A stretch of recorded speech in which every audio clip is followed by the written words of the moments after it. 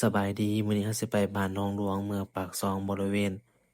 สตาร์ทรถมาแต่ปากเซ่หาปากซอง50หลักตอนนี้เรามาฮอดหลัก40ของปากซองอยากจะบอกว่าไผไปเล่นปากซองอากาศดีแรงวิวข้างทางงามตอนนี้เราเข้ามาในตัวเมืองทุกคนอาจสงสัยว่าเราสิไปไสกันแท้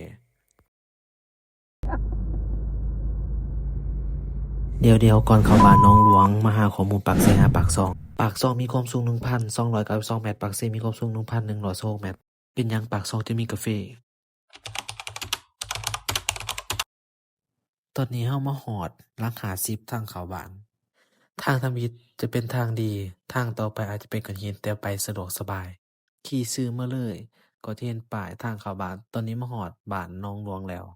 เรือนหลังนี้แม่นเรือนบ่ซักอินที่จะย่างป่าอยู่ซ้ายมือ สำหรับไผบ่มีแผนถ้าบ่รู้จักถามเราได้เด้อค่าเดินทางเอาไว้แหน่น้อยหนึ่งก็ได้ ตอนนี้เรามาฮอดวัดหนองหลวง คนที่ย่างมาแม่นเอื้อยเราเองเด้อ ตอนนี้เราเข้ามาภายในวัด ตอนนี้เราย่างเข้ามามากราบพระอาจารย์วัดหนองหลวงวัดนี้เป็นวัดใหญ่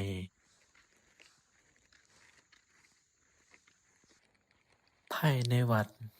งามแรงสะอาดดีแต่ทางในเพิ่นบ่ให้ถ่ายเด้อเราขออนุญาตเก็บภาพหน่อยหนึ่ง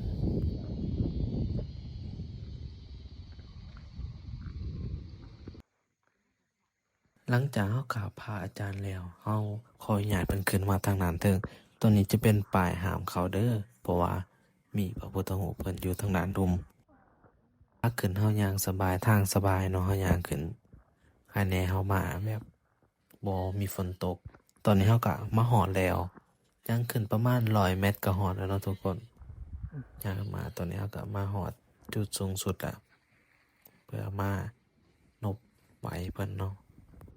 ต่อมานี่จะเป็นวิวของด้านหลังเดี๋ยวเราเก็บภาพบรรยากาศวิวทางด้านหน้าห่างจากตาดเขาเมืองประมาณ3กิโลอากาศอยู่นี่เย็นดีแรงอากาศดีเนาะทางปากซองเราอยู่วัดนี่เพิ่นบ่ให้ใส่เสียงรบกวนหรือว่าเสียงดังหลายเกินไปเนาะตอนเรามาไคแหน่ฝนบ่ตกตอนนี้เราย่างเพื่อสิกลับบ้านตอนนี้เราขึ้นรถแล้วเนาะเราสิกลับแล้วตอนนี้ทางจะไปตาดเขาเมืองถ้ามาคลิปนี้กดไลก์กดติดตามขอบใจที่รับชมรับฟังจนจบคลิป